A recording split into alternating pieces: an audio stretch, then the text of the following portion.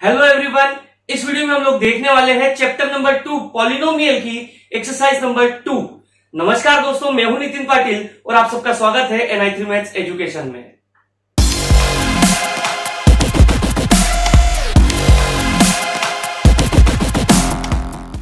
दोस्तों, इस एक्सरसाइज का सबसे पहला क्वेश्चन है find the value of the polynomial 5x - 4x² + 3 at x = 0, x = -1 and x = 2। तो इसे सॉल्व करने के लिए हम लोगों को सबसे पहले क्या करना होता है। अब क्योंकि हमें एक पॉलिनोमियल गिवन है तो हमारी सबसे पहली स्टेप होगी कि हम लोग इस पॉलिनोमियल को जो कि लिखा हुआ है 5x - 4x² + 3 इसे किसी नाम से पुकारे। तो इसे नाम देने के लिए हम लोग किसी भी अल्फाबेट का यूज कर सकते हैं, वो चाहे तो ABC या फिर XYZ रख लीजिए, क्योंकि हम लोग इस पूरी एक्सरसाइज में कहीं ना कहीं पॉलिनोमियल को P से ही बुक में रिप्रेजेंट किया हुआ है, इसीलिए हम लोग भी यहां पर P से रिप्रेजेंट करेंगे। अब क्योंकि ये जो पॉलिनोमियल है हम लोगों का, उस पॉलिनोमियल में हम लोग जो वेरिएबल यूज कर रहे हैं वो वेरिएबल है x, इसीलिए हम लोग इसे यहां रिप्रेजेंट करेंगे कुछ इस तरीके से, polynomial P of variable x। हम इसे किस तरीके से रीड करेंगे? हम इसे रीड करेंगे polynomial P of variable x is equals to 5x - 4x² + 3। अब क्योंकि मुझे फाइंड आउट करना है इसकी वैल्यू को x = 0 पर, x = -1 पर और x = 2 पर, इसीलिए हम लोग यहां पे लिखेंगे when x = 0। सबसे पहले इस पर सॉल्व करना है, तो हम लोग पहले नंबर को सॉल्व कर रहे हैं। अब यहां पर हम लोग लिखेंगे when x = 0 then P of, अब x की जगह पर हमें क्या लिखना है? 0 लिखना है, तो हम लोग यहां पर लिखेंगे 0 is equals to 5 as it is, क्योंकि x = 0 रखना है। अब मतलब कि जहां जहां पर हमें x मिलता जाएगा वहां पर अब हम लोगों को 0 लिखना है, तो इस x की जगह पर हम लोग 0 लिखेंगे, -4 × x⁻² + 3। अगर P ऑफ 0 की वैल्यू अब हम लोग कैलकुलेट करते हैं तो क्या होगी? 5 × 0 that is 0 minus as it is 0 का square 0 × 4 is equal to 0 + 3। It means what? It means कि हम लोगों का P ऑफ 0 जो है वो है 3 और P ऑफ 0 की वैल्यू हम लोगों की आ चुकी है। अगर हम लोग दूसरे वाले केस की बात करें एट x = -1, तो हम लोग लिखेंगे when x = -1 देन उस कंडीशन में क्या होगा? P ऑफ -1 की जो वैल्यू होगी वो हम किस तरीके से रखेंगे? तो वो होगा ये 5 एज इट इज ब्रैकेट में -1। याद रहे कि जब भी हम किसी भी एक वेरिएबल की प्लेस पर कोई दूसरी वैल्यू को पुट करते हैं, उस कंडीशन में हमें वो वैल्यू ब्रैकेट के फॉर्म में पुट करना होगी। अगर आपने प्रैक्टिस इसी तरीके से कर ली है तो आपके गलती करने के चांसेस कम से कम हो जाते हैं। इसीलिए हम लोग जब भी वेरिएबल की प्लेस पर वैल्यू पुट करेंगे तो उसे ब्रैकेट में लिखते हुए चलेंगे। और इस तरीके से मैंने लिख दिया है -4 x की प्लेस पर -1 उसका स्क्वायर + 3। अब हम लोग इसे सॉल्व करते हैं तो जो कि हम लोगों की वैल्यू मिलेगी +5 × -1 -5 -4 और -1⁻², यानी कि -1⁻² यानी कि 1 और 1 × -4 that will be equals to -4 + 3। तो P ऑफ -1 की जो वैल्यू होगी हम लोगों की वो हो जाएगी -9 + 3 यानी कि -6। और इस तरीके से हम लोगों की आ चुकी है वैल्यू यहां पर भी, और ये भी हम लोगों का आंसर था। इसी तरीके से x = 2 पर भी आप वैल्यू को कैलकुलेट कर सकते हो। अब अगर बात करें क्वेश्चन नंबर 2 की, तो क्वेश्चन नंबर 2 है find P of 0, P of 1 and P of 2 for each of the following polynomials. यहां हम लोगों के पास में 4 अलग अलग पॉलिनोमियल्स है और उन पॉलिनोमियल्स की वैल्यू हम लोगों को P ऑफ 0, P ऑफ 1 और P ऑफ 2 के फॉर्म में निकालना है। यहां पर पॉलिनोमियल जब हमारा इन टर्म्स ऑफ y था तो हम लोगों ने लिखा P of y, in terms of t था तो हम लोगों ने लिखा P ऑफ t, x की फॉर्म में है तो P ऑफ x लिख रहे हैं। इसका मतलब जो वेरिएबल हम यूज कर रहे हैं उसी वेरिएबल के फॉर्म में हम लोगों को उसका नाम देना है। और जैसे कि हम लोगों ने क्वेश्चन नंबर 1 में किया था, 0 पर, -1 पर और 2 पर वैल्यू निकाली थी, वैसे ही यहां पर डायरेक्ट उसने कहा है कि x की वैल्यू 0 रखना है, या जो भी वेरिएबल है उसकी वैल्यू को 0 रखना है, फिर 1 रखना है और 2 रखना है। तो इसी तरीके से हम लोग अभी फिलहाल में इस क्वेश्चन के सेकंड वाले पार्ट को करके देखते हैं सॉल्व। तो हम इसे सॉल्व करने के लिए लिखेंगे सेकंड वाले का सॉल्यूशन, जो कि किस तरीके से पीटी यहां पर नाम दे चुके हैं इसलिए हम लोग सीधे सीधे लिखेंगे because P T is equals to है हम लोगों का 2 plus T plus 2t square minus 2 cube T cube. तो इसे हम लोग सॉल्व करते समय लिखेंगे व्हेन,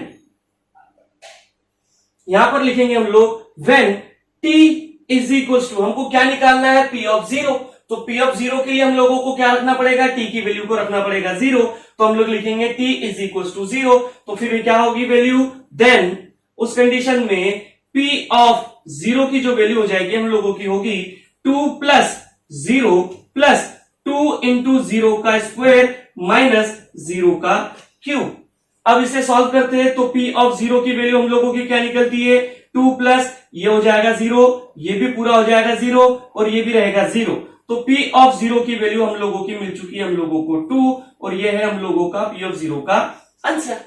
ठीक है, वैसे ही हम लोग लिखेंगे when p is equals to, क्या निकालना है p ऑफ 1, तो हम लोग लिखेंगे यहां पर 1। तो वैल्यू क्या हो जाएगी हम लोगों की उस कंडीशन में, then p of 1 is equals to क्या होगा भैया सर, अगर t की जगह पर हम लोगों को 1 लिखना है तो हम लिखेंगे 2 as it is plus 1 plus 2 into 1 का स्क्वायर माइनस 1 का क्यूब। तो यहां से p ऑफ 1 की जो वैल्यू बनती है हम लोगों की वो बनेगी 2 प्लस ये 1 एज इट इज प्लस 1 का स्क्वायर 1 मल्टीप्लाई बाय 2, तो ये हो जाएगा 2 और ये माइनस का 1 का क्यूब यानी कि 1। तो p ऑफ 1 की वैल्यू जो होगी हम लोगों की वो होगी कुछ इस तरीके से 2 प्लस 2 4 और ये माइनस 1 से ये प्लस 1 कैंसिल कर लो, या तो फिर 2 प्लस 2 4 प्लस 1 5 माइनस 1, तो 4 ही आंसर आ रहा है। इसका मतलब ये है हम लोगों के p ऑफ 1 की वैल्यू।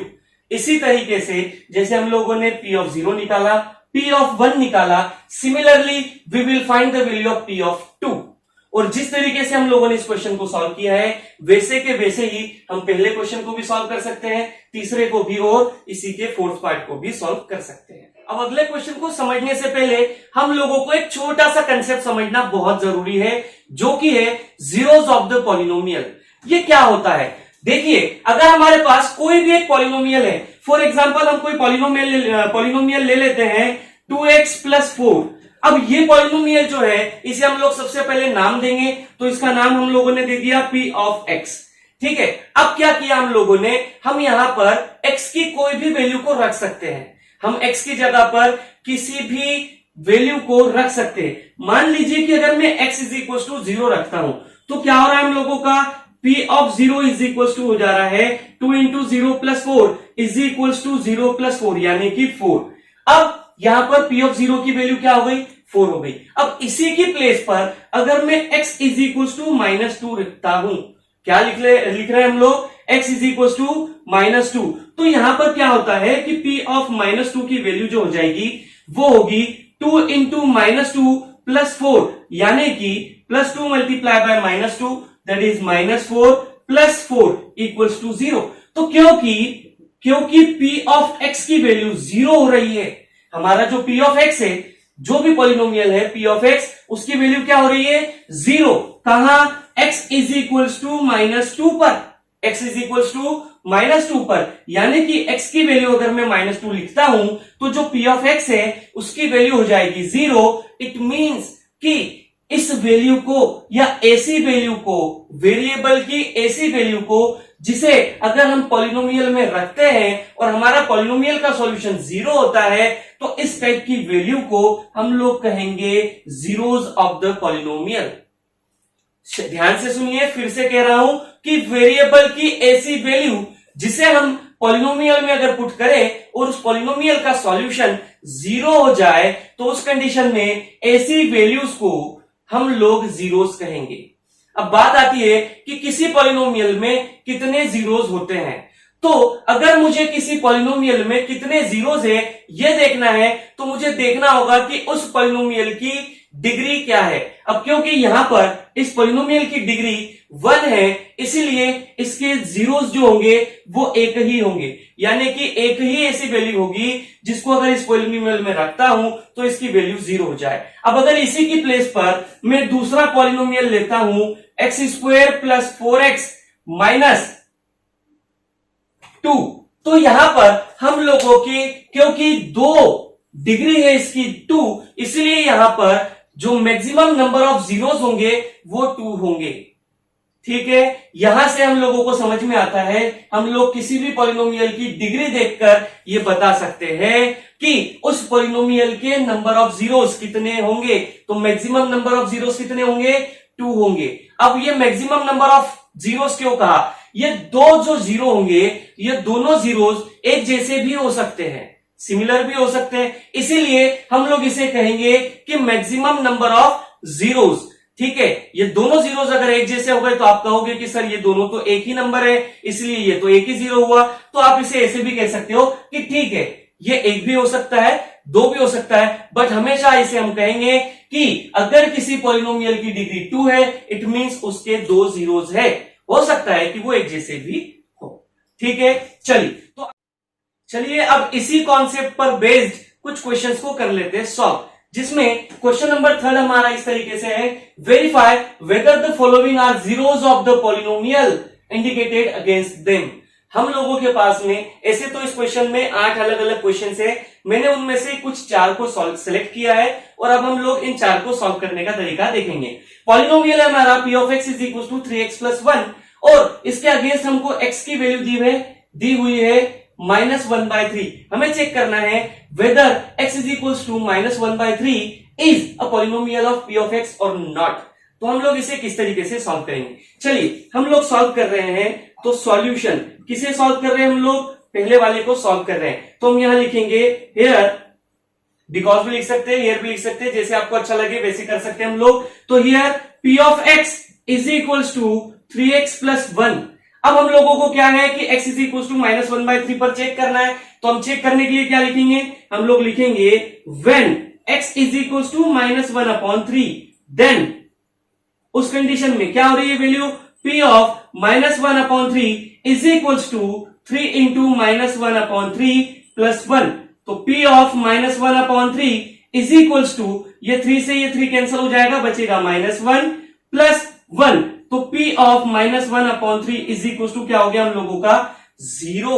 तो हम लोग यहां लिखेंगे because p of x = 0 at x = -1/3, therefore x = -1/3 is a zeros of p of x।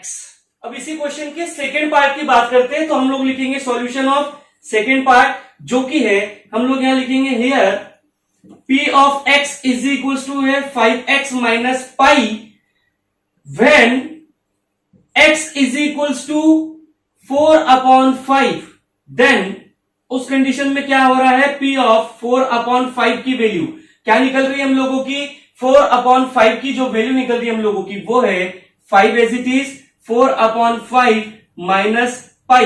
तो p of 4/5 = ये 5 से ये 5 कैंसल, बचता है 4 माइनस पाई। अब पाई को आप पाई भी रहने दो, 22/7 लिखते तो भी वो सॉल्व नहीं हो रहा था, तो हम लोग यहाँ पर इसे पाई ही रहने देते हैं। तो यहाँ पर ये इससे ज्यादा सॉल्व नहीं हो रहा है। अब हम लोग लिखेंगे because p of x is not equals to 0 at x = 4/5, therefore x = 4/5 is not a zeros of polynomial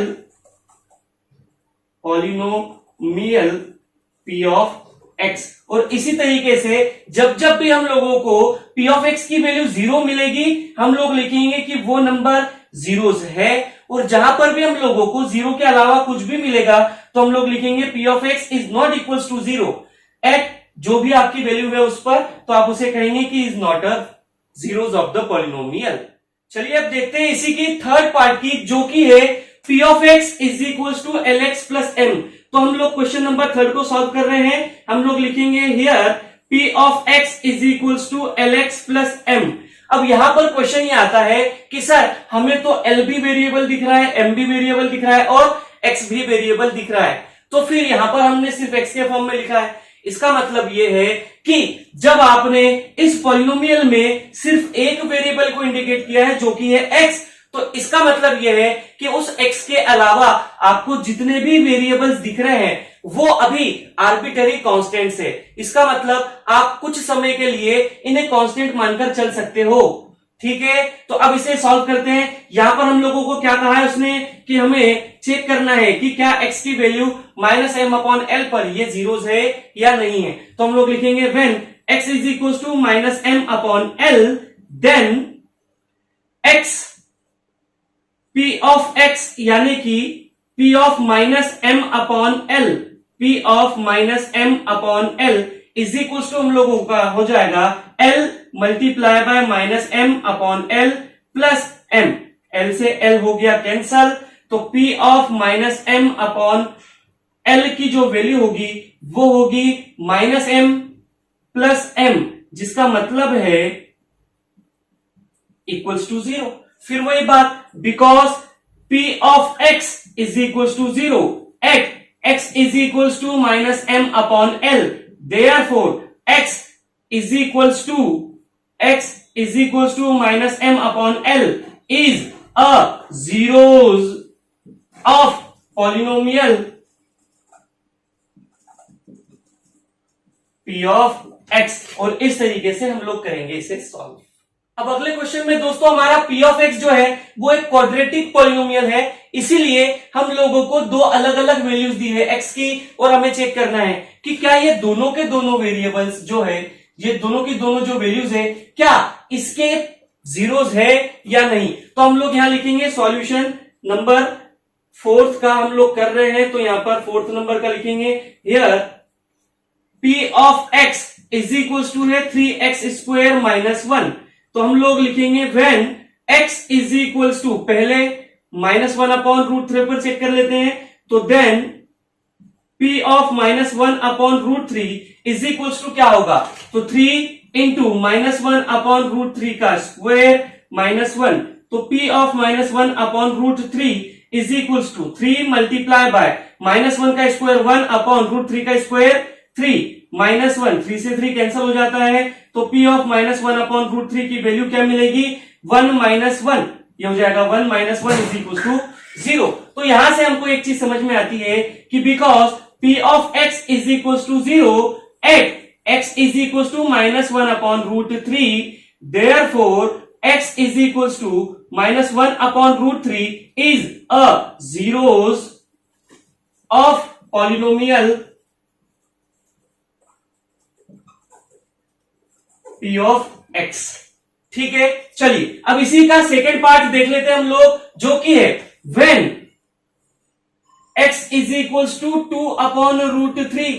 हम क्या कर रहे हैं, अब हम चेक कर रहे हैं x is equal to 2 upon root 3 पर, तो उस कंडीशन में then p of 2 upon root 3 की वैल्यू क्या होती है, तो पॉलिनोमियल है हमारा 3 इंटू एक्स स्क्वायर यानी कि 2 अपॉन रूट 3 का स्क्वायर माइनस 1, तो p ऑफ 2 अपॉन रूट 3 क्या होता है हम लोगों का, तो 3 मल्टीप्लाई बाय 2 का स्क्वायर 4 और रूट 3 का स्क्वायर 3 माइनस 1, इसका मतलब इससे ये कैंसिल हुआ, बचता है 4 माइनस 1, तो p ऑफ 2 अपॉन रूट 3 की जो वैल्यू है हम लोगों की वो आ रही है 3, जो कि इस तरीके से लिखेंगे because p of x is not equals to 0 at x is equals to 2 upon root 3, therefore x is equals to 2 upon root 3 is not a zeros of given polynomial p of x।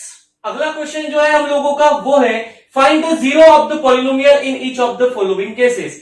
वैसे तो इसमें भी कुछ number of questions है, but हम इसमें से ये 3 क्वेश्चंस को सॉल्व कर रहे हैं, जिसमें पहला क्वेश्चन है p of x is equal to 2x plus 5, दूसरा है p of x is equal to 3x, तीसरा है p of x is equal to cx plus d, यहां पर ये जो एक लाइन दी हुई है ये कुछ लोगों को परेशान करती है, तो डरने की बिल्कुल जरूरत नहीं है। इसे हम लोग ऐसे देखते हैं कि ये उसने ये कहा है कि p of x is equal to C X plus D है, जिसमें c की वैल्यू 0 नहीं हो सकती। अब क्यों नहीं हो सकती? वो इसलिए क्योंकि अगर c की वैल्यू 0 हो गई तो हमारा ये जो टर्म है वो 0 हो जाएगा और सिर्फ कांस्टेंट टर्म बचेगी। अब अगर सिर्फ कांस्टेंट टर्म है इसका मतलब क्या कि x की वैल्यू कुछ भी रख दो आपको जीरोस नहीं मिलेंगे। मतलब हमें अगर जीरोस कैलकुलेट करने हैं तो वहां पर x वाली टर्म होना जरूरी है, इसीलिए c की वैल्यू 0 नहीं हो सकती। फिर जैसे कि हम लोगों ने पिछले क्वेश्चन में देखा था, मैंने कहा था कि इन टर्म्स ऑफ x है तो उसके अलावा जो भी वेरिएबल दिखे वो आर्बिट्रेरी कांस्टेंट है, तो उसी स्टेटमेंट को उसने यहां पर लिखकर बताया है कि and c and d are real numbers, कि c और d कुछ समय के लिए आप उन्हें रियल नंबर मानकर चल सकते हो। तो चलिए देखते हैं पहले क्वेश्चन को कैसे सॉल्व करेंगे। तो हम लोग लिखेंगे सॉल्यूशन, और हम लोग कर रहे हैं पहला सॉल्व, इसलिए लिखेंगे पहला वाला जो कि है p of x is equal to 2x plus 5।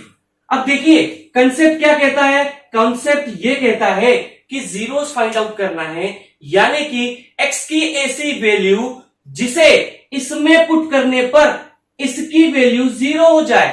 तो अब x की ऐसी वैल्यू फाइंड आउट करना है कि इसकी वैल्यू 0 हो जाए, तो हमें क्या करना पड़ेगा, हमें इसको पहले ही 0 बना लेना पड़ेगा। क्यों? क्योंकि इसको बनाना है 0, तो इसको बना दो 0 तो x की वैल्यू निकल जाएगी। तो अब हम लोग क्या करेंगे, तो हम लिखेंगे putting p of x is equals to 0। हम लोग क्या कहेंगे कि p ऑफ x की वैल्यू को हम लोगों ने 0 ले लिया, यानी इस सॉल्यूशन को हम लोग पूरा कर रहे हैं 0। तो हम लोग लिखेंगे देन p ऑफ x की वैल्यू क्या है हमारी 2x plus 5 is equals to 0। अब हमें कैलकुलेट करना है x की वैल्यू, तो हम लोग क्या करेंगे, x के अलावा जितनी टर्म्स है उन्हें करेंगे ट्रांसफर। तो सबसे पहले ट्रांसफर होगा 5 जो कि होगा -5 के फॉर्म में ट्रांसफर, और फिर ये 2 की भी हमें जरूरत नहीं है तो इसे भी करेंगे ट्रांसफर। तो ये हो जाएगा x इज इक्वल टू -5/2। तो ये हो गया zeros of the polynomial p of x जो कि है -5/2। इसी के सेकेंड पार्ट की बात करें तो सेकेंड पार्ट है हम लोगों का p of x is equal to 3x। क्योंकि मुझे इसका जीरोस फाइंड आउट करना है इसलिए हम लोग लिखेंगे putting p of x is equal to 0। It means कि 3x इज इक्वल टू 0। अब हमें x की वैल्यू कैलकुलेट करना है तो हम लोग लिख देंगे x इज इक्वल टू 0, और ये क्या है हम लोगों का zeros of the polynomial. Similarly अगर हम लोग क्वेश्चन नंबर 3 को सॉल्व कर रहे हैं यहां पर, तो हम लोग लिखेंगे here p of x is equal to C X plus D. क्योंकि हमें जीरोस फाइंड आउट करना है इसलिए हम लोग लिखेंगे putting p of x is equal to 0। p of x का मतलब cx plus D equal to 0, तो cx is equal to minus D, तो x is equal to minus D upon C, और ये x की वैल्यू हम लोगों को मिल चुकी है जो कि है जीरोस ऑफ द पॉलिनोमियल। उम्मीद करता हूं दोस्तों आप लोगों को ये एक्सरसाइज बहुत अच्छे से समझ में आ गई होगी। आप लोग इसके बचे हुए क्वेश्चंस को एक बार ट्राई करके देखें, और अगर कोई प्रॉब्लम हो तो मुझे कमेंट बॉक्स में बताएं। तो चलिए मिलते हैं अगले वीडियो में, तब तक के लिए नमस्कार।